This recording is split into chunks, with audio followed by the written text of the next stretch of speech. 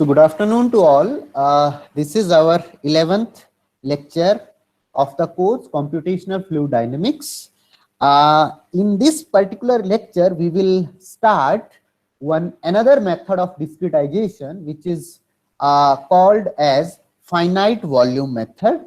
And this particular finite volume method based discretization have some advantages over the finite difference method based discretization, in particular for fluid flow and heat transfer problems. Okay, so before starting the concept of finite volume based discretization, let us first try to complete a few small topics related to finite difference method, and let us try to identify a few limitations of finite difference methods which will be actually overcome once we will be changing our discretization scheme from finite difference to finite volume. Okay, so let me first talk about different types of boundary conditions. Okay, so different types of boundary conditions which we can actually supply. For example, if you recall my previous lecture, in the previous lecture we have taken one convection diffusion problem,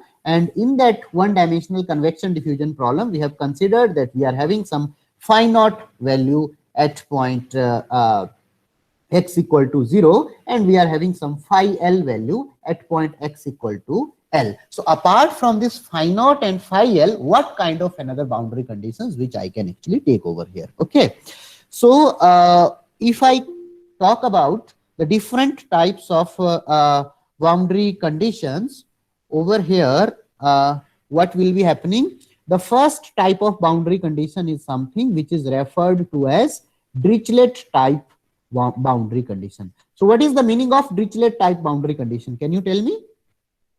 The physical meaning of Dirichlet type boundary condition is that whatever the dependent variable we are having, we are specifying exactly the value of that dependent variable. Okay, so this may be some constant or it may be as a function of some independent variable. Okay, so for example, if I have say my temperature equation, say heat conduction equation, d square T divided by dx square is equal to 0. Okay, and if I have say some rod, and in this rod one dimensional heat transfer is taking place. So this is my x equal to 0 and this is my x equal to L. So if I have to specify the Dirichlet type boundary condition, I can, so over here in this equation, if you see T is my dependent variable, or I can say it is actually unknown variable also, and x is something which is our independent variable over here.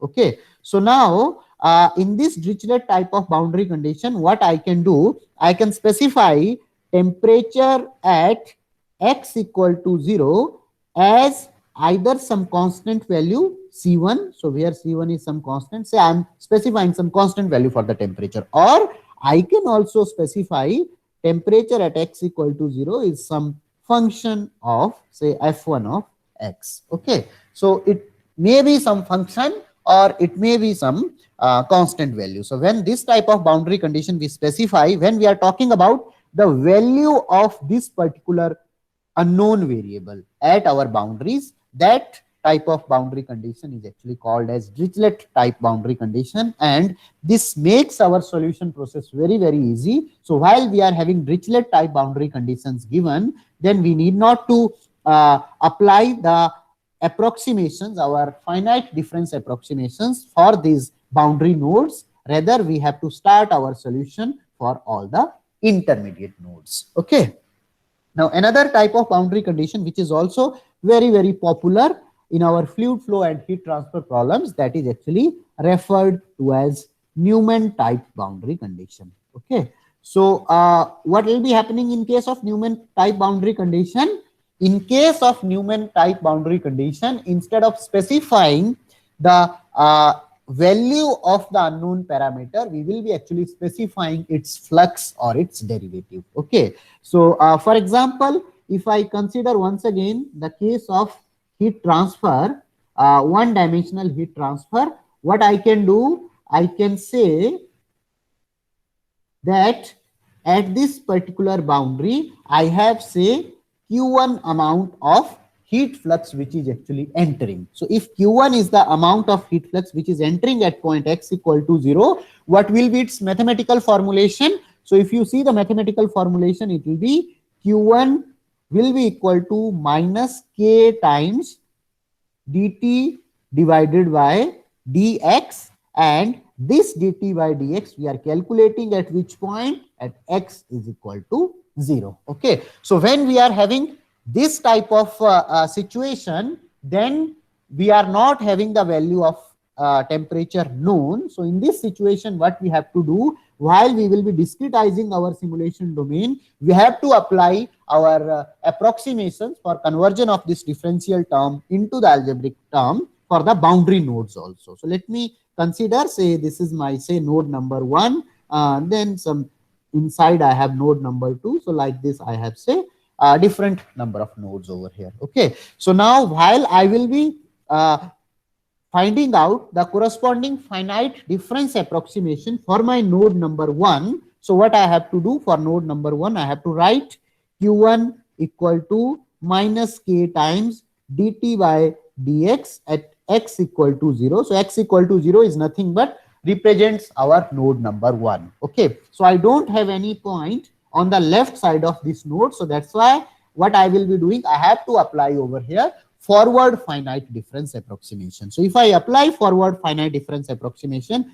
I will be finding minus K times t at point 2 minus t at point 1 divided by delta x. Say delta x is the distance between point 1 and point 2. So in general sense, if I am talking about this particular left node, so left boundary, so in general sense, I can say for left boundary, my formulation of this finite difference approximation of this particular boundary condition will be Q1 equal to minus K into t at point I plus 1 minus t at point I divided by delta x. Okay, so that is something which will be applicable for the left boundary. Obviously, now if this value of heat flux is prescribed, so this value will be specified in our problem. Okay, so once the value is specified, conductivity of the material will be given, this Q1 is given, so I can find out the value of temperatures, okay, by using this particular equation. If I consider this for the right boundary, so what will be happening for the right boundary? Can you tell me? Now when I am considering this for the right boundary at x equal to L, we have to go for backward difference approximation. So if I write in the general sense, my backward difference approximation will be Q1 equal to minus K t at point I minus t at point I minus 1 divided by delta x. So over here you can see the order of accuracy of this particular scheme will be nothing but first order accurate. Now if I have to increase the order of accuracy, then can you tell me what I have to do? If I have to increase polynomial interpolation. Yes, so if I have to increase the order of accuracy, instead of considering the participation of only 2 nodes, I have to increase the participation of more number of node points. Okay, so these more number of node points I can take in a specific direction. So obviously in this particular node, if I will be using the higher order approximation along with I plus 1, I will be having participation from I plus 2 also, and over here in along with I minus 1, I will be having participation from I minus 2 also. Okay, so how to apply this polynomial approximation and obtain the value of coefficients or corresponding finite difference approximation, that I have already dealt in our previous lectures. Okay, now let me talk about third type of boundary condition. So third type of boundary condition is the most general one, and it is referred to as mixed type boundary condition, or it is also known as Robin's boundary condition. Okay, so mixed type or Robin's boundary condition. So what happens? What can be the other situation? The first situation was where we were prescribing the value. Second was where we are specifying the heat flux, some flux of the parameter. And third thing can be that whatever our boundary is there, that boundary is actually interacting with the surrounding. Now, depending upon the different parameters involved during the interaction of that boundary with surrounding, we have to actually consider our situation. Okay. So what we can have a situation where we are having, say, some heated boundary. So obviously we are not knowing the value of temperature field at this boundary, but we are having some heated boundary. Okay.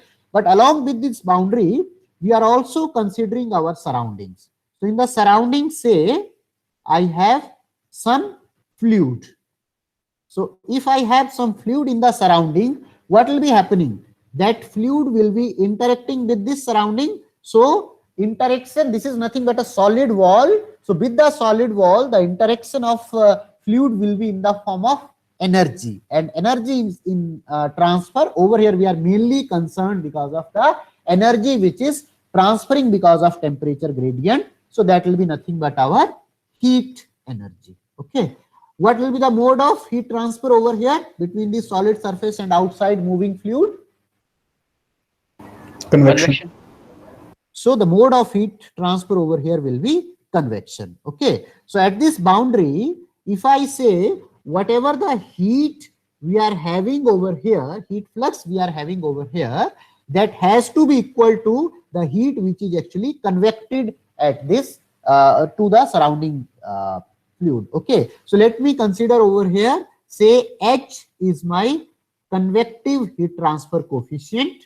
So what I am saying, H is nothing but my convective heat transfer coefficient, and let us consider its value is known to us. Okay. So as per Newton's law of cooling, we know that heat flux associated with convection will be nothing but equal to H times Ts minus Tf, where Tf is the temperature of fluid, temperature of surrounding fluid, and Ts is the temperature of solid surface. Okay. So over here we are considering this left boundary as a surface which is interacting with the surrounding. So obviously if I go for the discretization, if I say consider discretization over here, say this is my node number I. So I'll be having some node number I plus 1 over here. Here I'll be having some node number I plus 2. So if this is I is my boundary node, then what will be the value of Ts? So Ts will be nothing but equal to T at point I. Okay. So now if I write down from our physical understanding the condition that whatever heat flux is added because of the convection at this point, if that is equal to the heat which is being conveyed in the forward direction, then I can say that heat flux because of convection is equal to heat flux because of conduction. Okay. So what is the convective heat flux at this boundary? The convective heat flux at this boundary is, say, H is our heat transfer coefficient into the temperature of this boundary node is Ti, and temperature of the fluid is Tf, and Tf is nothing but a known parameter, and H is also a known parameter over here. Okay. So this will be equal to minus K dt by dx at point x equal to 0. So x equal to 0 is nothing but referred to our ith node. So I will be finding over here H times of Ti minus Tf equal to minus K times of Ti plus 1 minus Ti divided by delta x. So over here you can see now we, the value of temperature at boundary node we have represented as function of temperature at the rightward node and some surrounding condition actually which is participating in controlling the value of flux at that boundary. Okay. So this is how we can numerically treat our different types of boundary conditions. Okay. So is this point is clear to all? Yes, sir.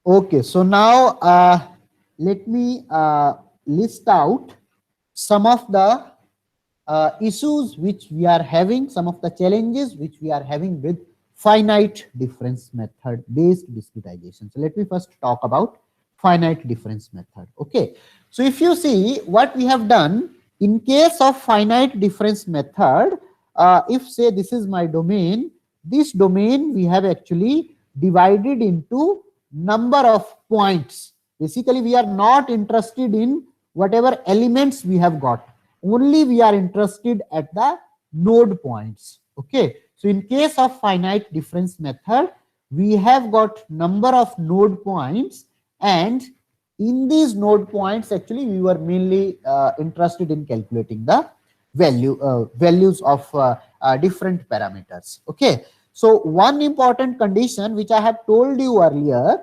that while we will be using this finite difference approximation, while we will be creating these number of node points, these node points should be created on some orthogonal array. Okay, so this array whatever we are getting, that should be something as orthogonal, and it should be structured.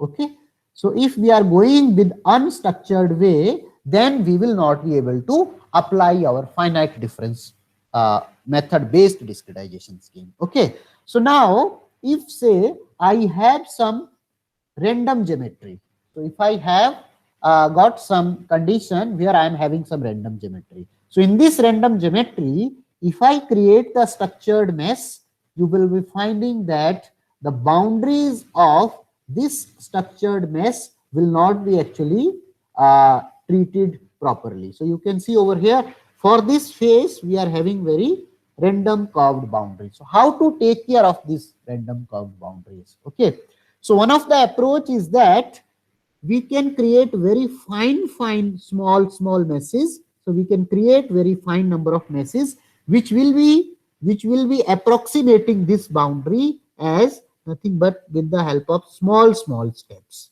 So whatever I am trying to show over here, is it clear?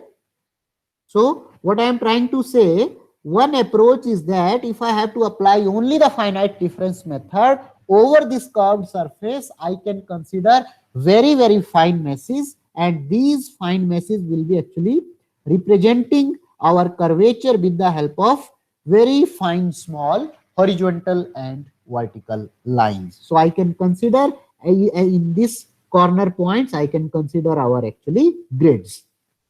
So this so node points. So these will be my nothing but node points over here at the boundary. Okay.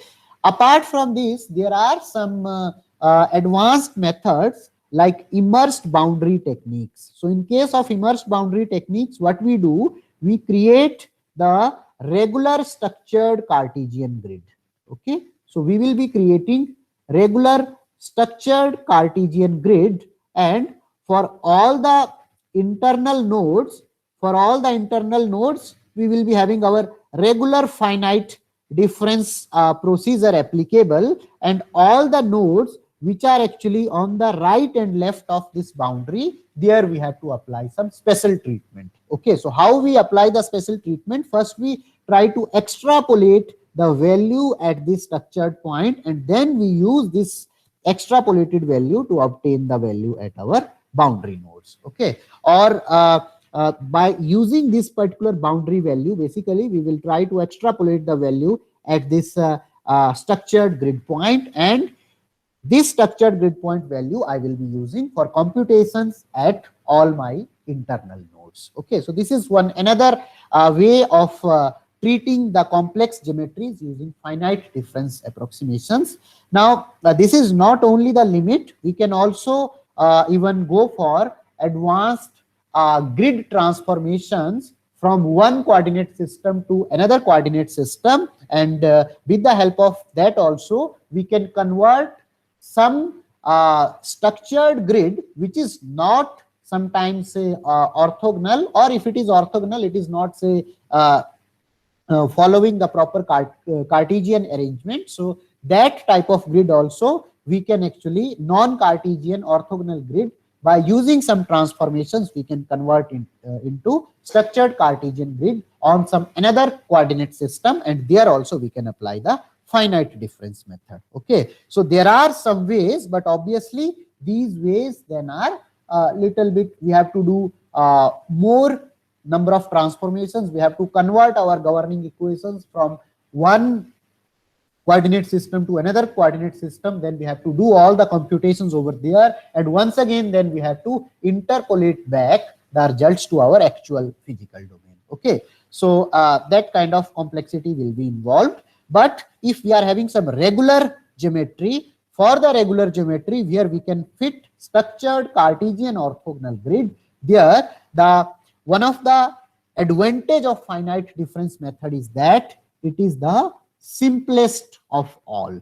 Okay, so whatever discretization methods we are having, say finite element, finite volume, finite difference, so out of all these three, FDM is the actually simplest approach. Okay, another requirement comes from the numerical solution point of view, is that whatever the numerical scheme we are choosing, that scheme should have three basic characteristics. Okay, so what are these three basic characteristics? The very first requirement is conservativeness.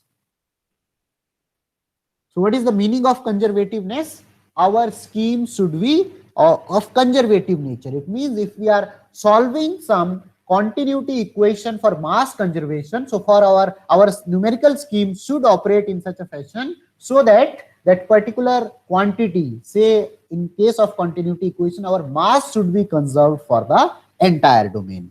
Second thing should be our numerical scheme should be bounded. So our solution should be bounded. So it means boundedness is the second characteristic, and third is transportiveness. So in detail, we will talk about all these three characteristics later, while we will be discussing about the discretization discretization using finite volume method. But over here, I have just listed that these are the very important requirements for the numerical solution of the partial differential equations. And the first requirement is conservativeness, that our numerical procedure should be conservative. Okay, so for example, if I am doing mass conservation, momentum conservation, or say energy conservation, so our scheme should ensure the conservation of all these quantities over the entire domain. Okay, so that is the very first requirement. Second requirement is boundedness. So what is the meaning of boundedness? For example, when I am telling you about the conduction heat transfer in one-dimensional conduction heat transfer in a rod, say at the left boundary I have some value of temperature T1, and in the right boundary say I have some value of temperature T2 which is greater than T1. So if I am not having any source, additional source of generation of temperature field within the domain, then the value of temperature, whatever I will be getting in between my internal grid points, that should be bounded by these boundary values. Okay, so I may not have some value which may go beyond the boundary node. Okay, so if I have, say, this kind of solution which is actually sometimes leading to the values which are not bounded within the values which are specified at boundary, then our numerical conservation scheme will not be bounded. Okay, and what we mean by transportiveness? So transportiveness is one very important property which comes into consideration when we are involving the fluid flow situation. Okay, so in fluid flow situation, for example, flow through a channel. So in flow through a channel, what will be happening when I will be calculating the value at, say, this point I? So obviously, if my phenomenon is convection dominant, if phenomena is flow dominant, so my numerical scheme should operate in such a fashion so that while I am calculating the value at point I, that is mainly accounted because of the value in the previous node in which we are having predominant flow of the fluid. Okay, so it means transportiveness feature comes into a numerical scheme if it takes care of the direction in which our information is propagating. Okay, so if it is not able to take care of the direction, then we will be able to then we can say that our scheme is not actually transportive. For example, if I talk about central difference scheme, so if I say, as I told you in the previous lecture also, that if we go for discretization of convective term using the central difference scheme, then it will not be ensuring the transportiveness. Okay, it will not take care of the directional dependence, rather it will provide equal weightage to both the directions. Okay, so all these are the features which our numerical scheme should consider. Okay, so if you talk about the conservativeness, we may have number of situations where our finite difference approximation may not conserve the quantities which we want to conserve in our governing equations. Okay, so why I am saying this part? Because at nowhere, while we talked about the finite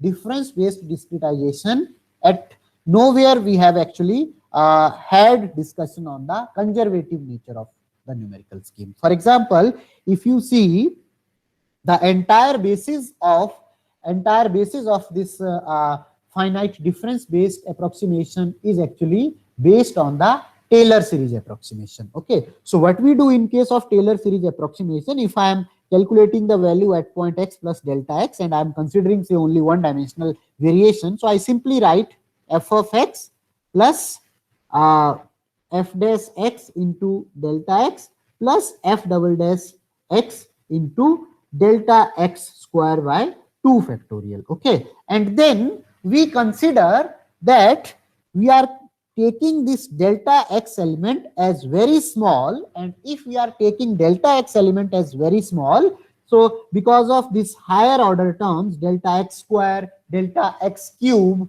okay, because of these powers, these terms will be becoming negligible. Okay, but that is something which may not always be true. Okay, so that can always be true if and only if our delta x is exactly approaching to 0. But when we will be going for the numerical solution, we cannot go exactly up to delta x tending to 0, because in that case we will be getting large number of nodes, and once again it will be becoming computationally challenging to have infinite number of grid points in our domain. Okay, so that's why this delta x size will always be finite. Okay, so this always be finite.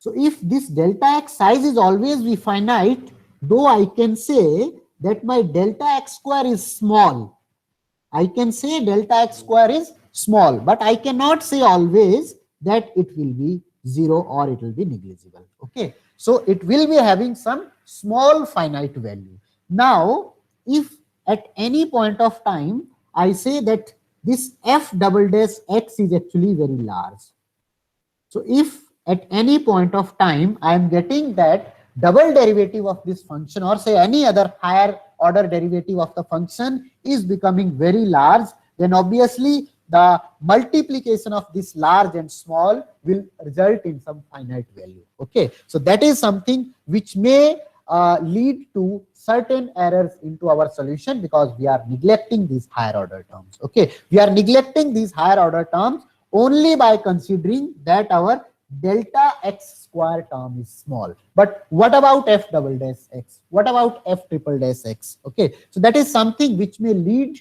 if say any point of time one of these higher order terms is getting a large value, that large value when will be multiplied with this small value, because it is not exactly equal to 0. Why? Because we cannot go up to delta x approaching to 0. We have to always keep delta x as some finite size. Okay, so because of this multiplication of small and large also sometimes may give some error. Okay, and moreover, you can see we are neglecting these higher order terms, so these may result in some error. And obviously whatever the value I am calculating at the left node and whatever the value I am calculating at the right node in the finite difference approximation, I am only interested in obtaining the values at my nodal points. I am not checking whether whatever the flux of information is entering from the left side, is it equal to the flux which is entering into the right side. Okay, so we at none of the point we talked about the measurement of the flux, estimation of the flux, and its conservation. So that's why finite difference scheme is something which does not ensure conservativeness of the solution. Okay, and sometimes upon, if we are not choosing the correct approximations, then obviously our solution using the finite difference scheme may be unbounded. But if we are using our schemes correctly, then solution majority of the times we will be finding that solution is actually bounded. Okay, and regarding the transportiveness also, boundness and transportiveness is something about these two features we will discuss in more details while we are going through the discretization using the finite volume approach. Okay, but at this point only one thing I would like to conclude, that finite difference scheme, as it is only based on the approximation using Taylor series expansion, and there we are neglecting the higher order term, where some of the higher order term may have some influence on our solution. So because of this factor, and at nowhere while we are talking about the conversion from PDEs to algebraic equations, we are not concerned about the flux of the quantity. Okay, so as we are not concerned about the flux of the quantity, so that's why we can say over here that finite difference scheme does not ensure the conservativeness. Okay, so is this idea clear? Sir, regarding the applicability of this conservativeness, like in multi-phase flows, we use level set method, and Yes. clearly that method is not conserving the volume. Yes. Why is it still very widely used method?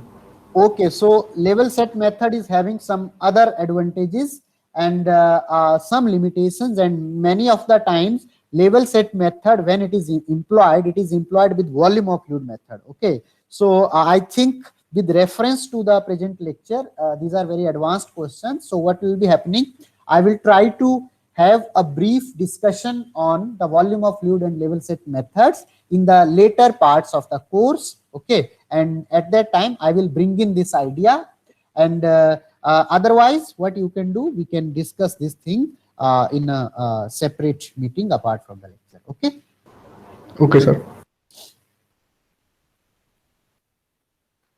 Okay, so let me now start with another method which is popularly called as finite volume method, and it is the very popular method which is employed in majority of the computational solvers, whether these are say commercial or open source. Okay, so in majority of the commercial and open source solvers, finite volume method based discretization is employed for the solution of fluid flow and heat transfer problems. Okay, so why this method is so popular, the one of the primary reason is conservativeness, which is one very important property for fluid flow and heat transfer problems. For example, we are having continuity equation where we have to ensure the conservation of mass. We are having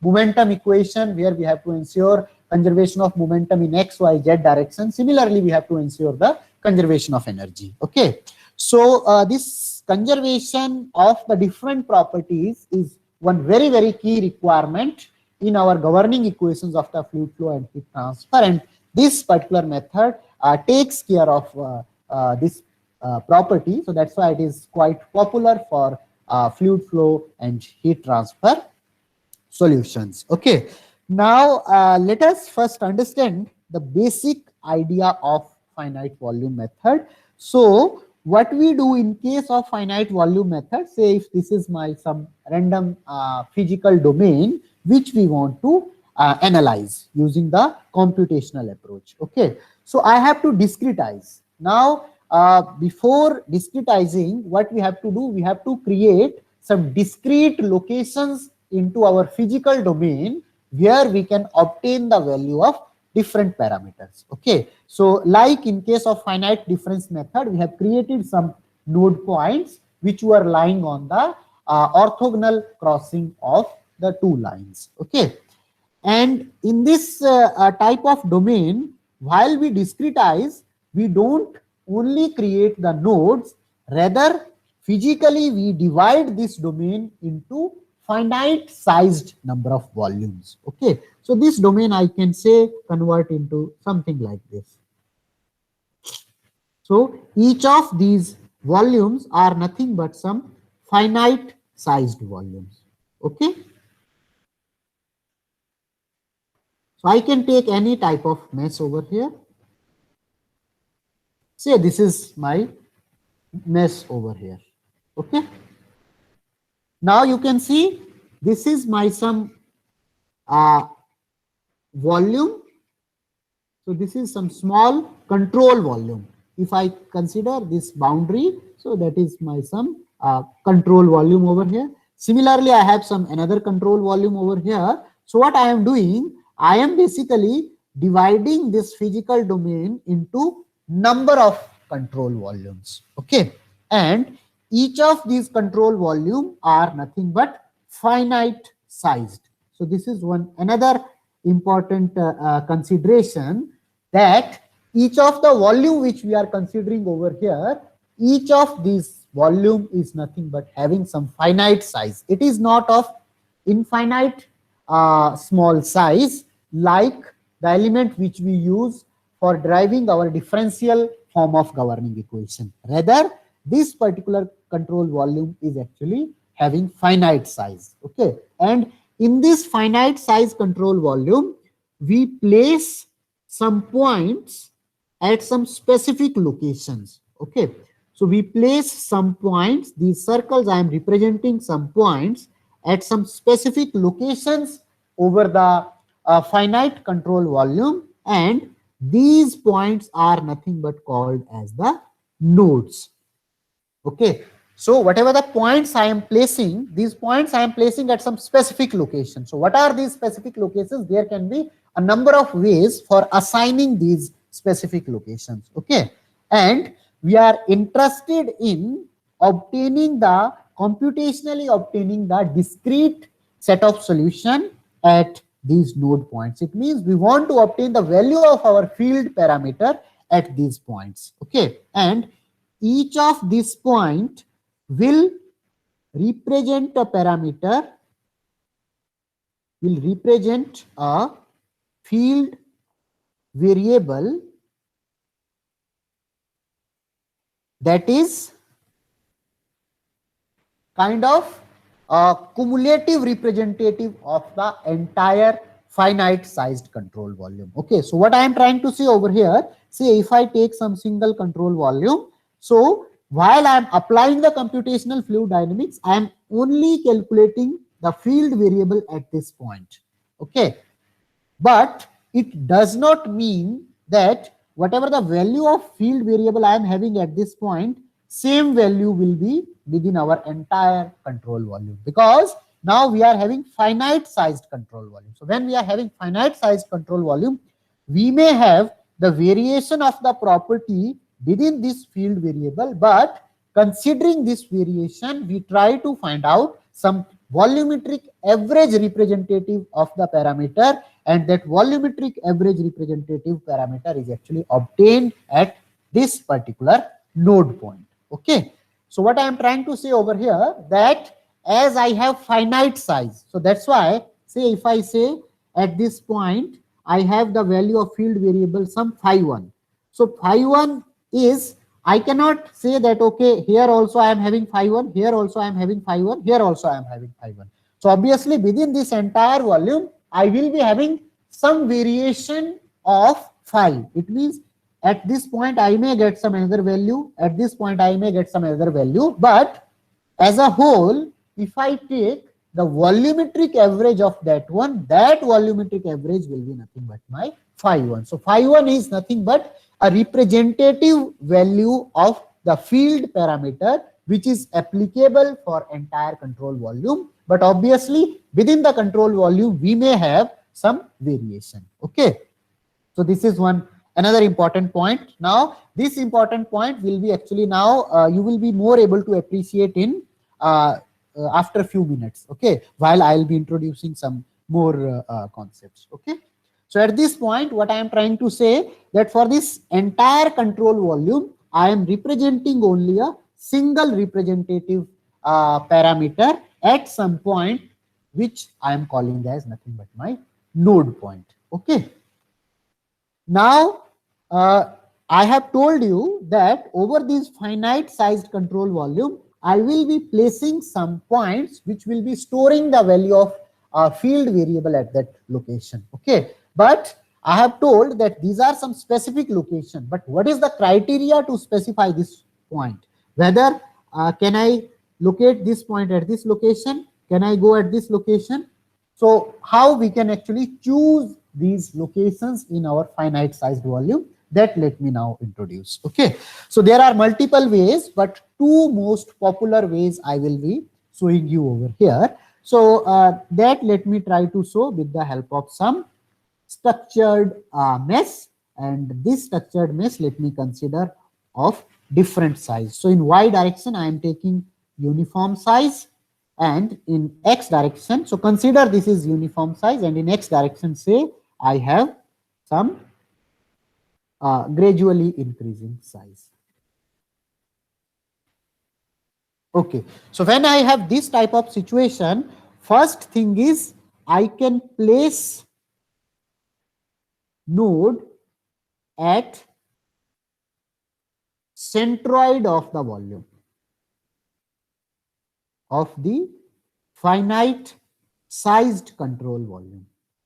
Okay, so the very first approach is I can place this node point where at the centroid of the finite sized control volume. So for example, for this one, where will be my centroid? It will be somewhere over here. For this one, it will be somewhere over here. For this one, it will be somewhere over here. Here it is like this. Here it is like this. And here it is like this. Okay.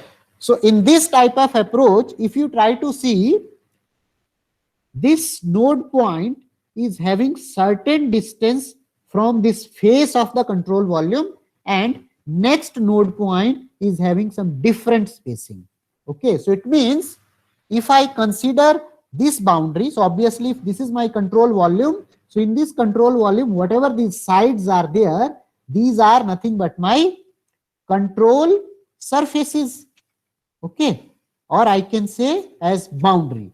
So this boundary or this control surface is located at some another distance from the left node, and it is located at some other distance from the right node. Okay, so this is one approach where we place node at the centroid of the finite sized control volume. And another approach is we will be placing these node points in such a way so that the distance of node to face is same for all the consecutive nodes. Okay, so what is the second approach?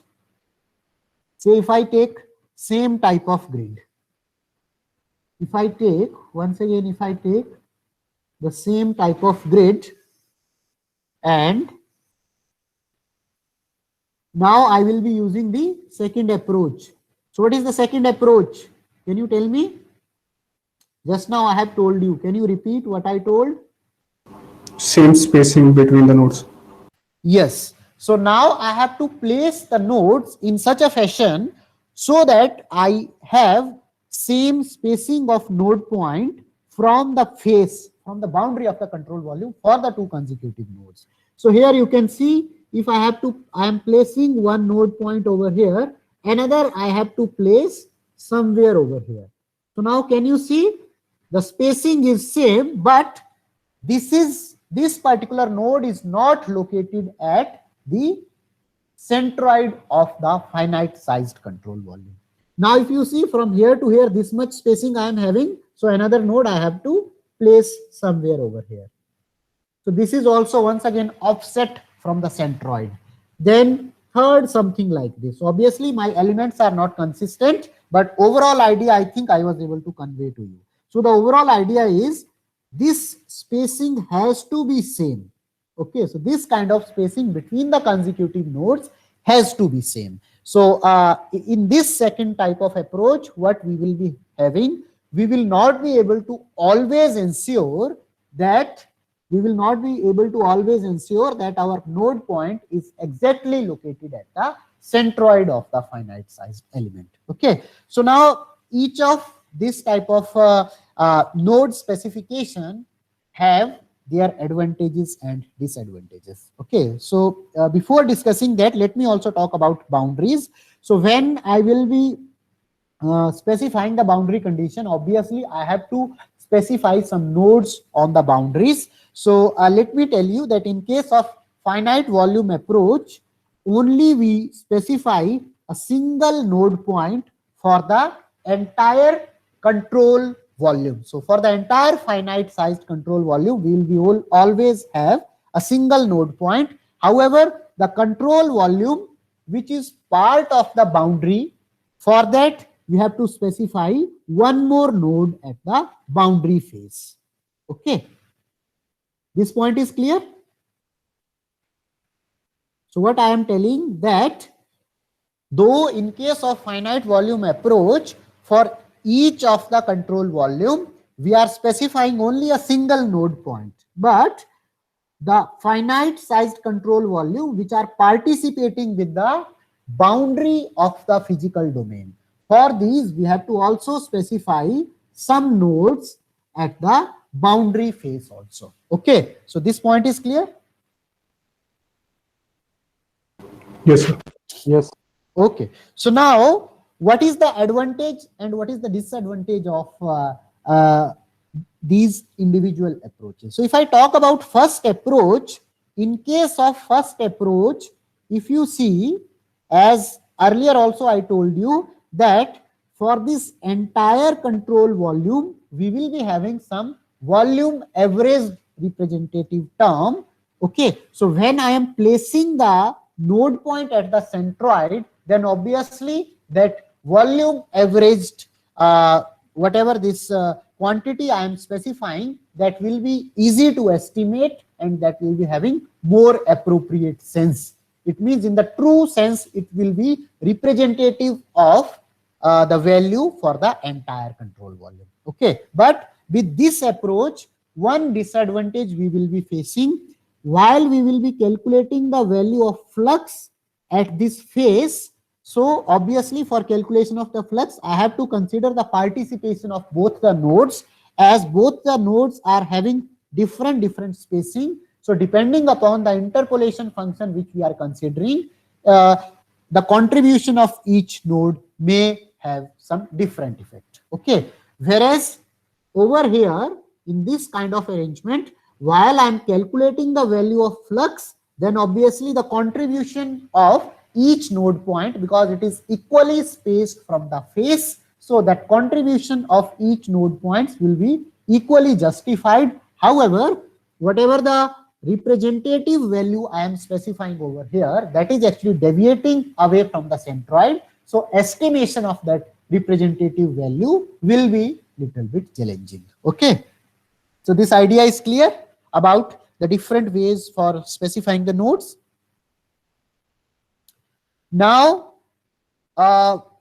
majority of the times, if you see, almost all the commercial CFD softwares and open source solvers, they are using this first approach. Okay, so this first approach is actually the most popular approach for specifying the node points at the centroid of the control volume, and in this particular course also we will move with this particular approach only. Okay, so whatever the discussion we will be doing, that will be considering that we are placing all the node points at the centroid. Okay, now let me give you some idea that why our FVM scheme is actually more popular for fluid flow problems and why it shows the conservative behavior. Okay, so if I now bring back you all to my second lecture, where I talked about governing equations. Okay, so there I have derived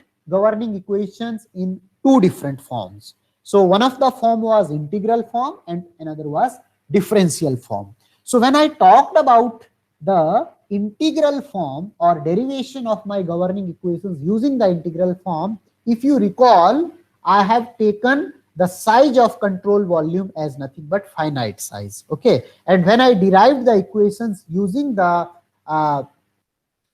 second approach, which is actually differential approach, then we have taken the size of the control volume as nothing but infinitesimally small. Okay, and later on I have also shown one approach where if we integrate the equation over whatever the equation we have got for this infinitesimally small sized control volume, if we integrate that particular differential equation for the finite sized control volume, we will be getting nothing but our integral form of governing equations. Okay, so the basis of discretization in case of finite volume scheme is actually based on the finite sized control volume. So that's why while we will be using the finite volume approach, either we have to go for integral form of governing equations. Okay, so what we have to do, either we have to go for integral form of governing equations, or we have to first integrate the differential form of governing equations over the finite sized control volume. Okay, so that is this approach. So for example, I have shown in the second lecture that we can take some small element over here, which is having volume dV approaches to 0, very small volume, and this is our finite sized volume. I was using symbol V bar, so let me also use V bar over here.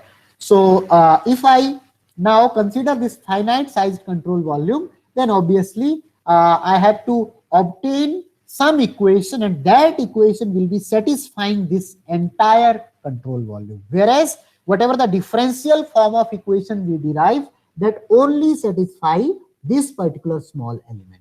So so this is one advantage of integral form. So whatever the integral form of governing equation which we take, that basically if we are saying say conservation of mass equation, so it means that conservation of mass will be applicable for my entire finite sized control volume. But if I write differential form of the governing equation, that differential form of the governing equation only will be applicable for this my small elemental location. So you can now clearly compare that in case of finite difference method, we have started with the differential form of the equation. So that's why it is not able to ensure the conservativeness. Whereas here we are talking about finite sized control volume in case of FVM approach. So because of this, it will be always ensuring the conservativeness. Okay, one important point, whatever I have told you, let me once again repeat, and then we will actually discuss further in our next lecture. Okay, so first point is either we have to take the integral form of governing equation which is valid for finite sized control volume, or we have to integrate first the differential form of the governing equation over the finite sized control volume. So this is something which will be helping us in ensuring the conservativeness of the scheme. Okay, so now I will stop at this point and we will have further discussion in our next